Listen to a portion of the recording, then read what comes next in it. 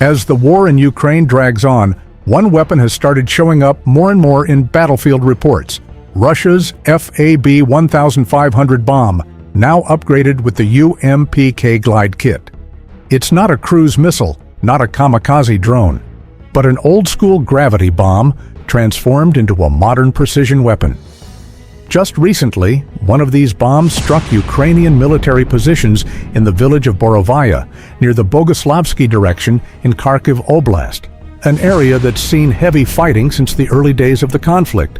What's alarming is that this wasn't an isolated incident. These strikes keep happening over and over again. And despite having access to NATO-grade air defenses, Ukraine still hasn't found a reliable way to stop them.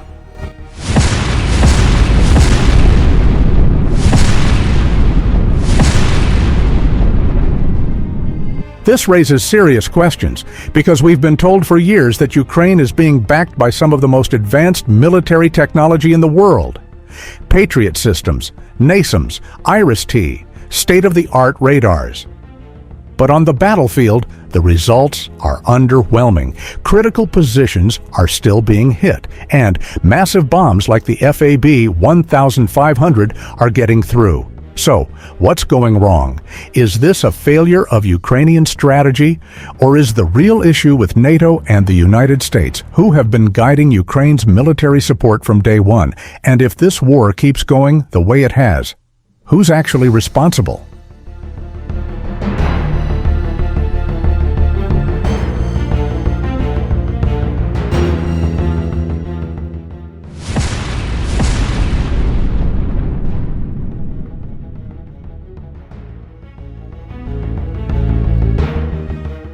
The FAB-1500 is a Soviet-era unguided bomb, a brute force weapon weighing about 1.5 tons. But Russia has upgraded it with UMPK kits, glide systems with wings and guidance modules that allow these bombs to strike from far away without the aircraft ever entering enemy airspace. That changes everything. With the UMPK kit, these bombs can now glide up to 50 kilometers or more, depending on launch altitude and speed.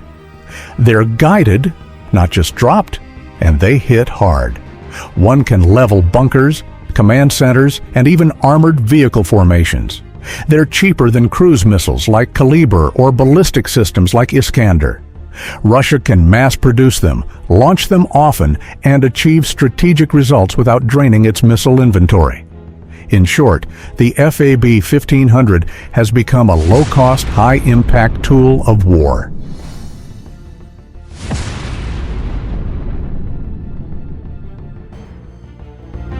So, why can't Ukraine stop them? First, range. Russian jets typically launch these bombs from outside Ukraine's air defense coverage. The aircraft stays safe, and the bomb glides in on its own. Second, Ukraine simply doesn't have enough air defense systems. Even with help from the West, they can't cover the entire front line. Systems like NASAMS and Patriot are positioned mainly around major cities or strategic infrastructure. That leaves many frontline areas, like Borovaya, unprotected or poorly covered. Third, Ukraine's defenses are just that, defenses. NATO has been hesitant to supply offensive weapons capable of striking launch platforms inside Russian territory. So Ukraine is left trying to intercept the bombs after they've been launched, instead of preventing the attacks at their source. Fourth, integration is a problem. Ukraine's air defense network is a mix of Soviet-era hardware and modern NATO systems. They're not always perfectly synced, and that reduces their efficiency. And finally, the volume of attacks. Russia isn't launching one or two bombs. They strike in waves, often alongside drones or decoys. This overwhelms Ukrainian defenses and increases the chance that something like a FAB-1500 will get through.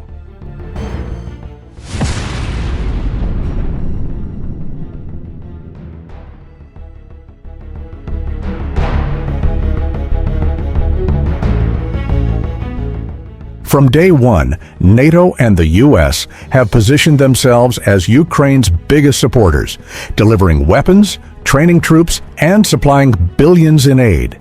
But there's a line they won't cross. They've consistently limited the kinds of weapons Ukraine can use, especially when it comes to long-range strikes inside Russia. Why? Fear of escalation. The West wants to support Ukraine, but not at the cost of triggering a wider war. That caution means Ukraine gets mostly defensive systems, but not the tools to truly take the fight to the source of attacks. For example, F-16s were promised long ago, but only now are beginning to arrive, and their impact remains unclear. Meanwhile, Russia adapts. It finds cost-effective ways to strike hard and often, and Ukraine is left reacting, not winning. Many military analysts argue that the West's strategy is reactive, not decisive. Ukraine is being asked to fight a modern war with limited options. There's growing frustration, not just in Ukraine but around the world, with how NATO and the U.S. are handling this war. Critics ask, how can a military alliance with such advanced technology fail to stop a decades-old bomb with a bolt-on kit? On paper, Ukraine has access to some of the best gear in the world, but in practice it's still exposed to simple, destructive weapons like the FAB-1500. To be fair, NATO's goal has never been to go to war with Russia, and their support to Ukraine has kept the country from collapsing, but that support is often delivered on political terms, with restrictions, limitations, and delays. So, what's the result? Ukraine is stuck in a war it can't fully win, and Russia keeps evolving its tactics. The FAB-1500 is just one example, a cheap solution that exposes expensive weaknesses. And that raises an uncomfortable truth. Even with Western help, Ukraine remains vulnerable.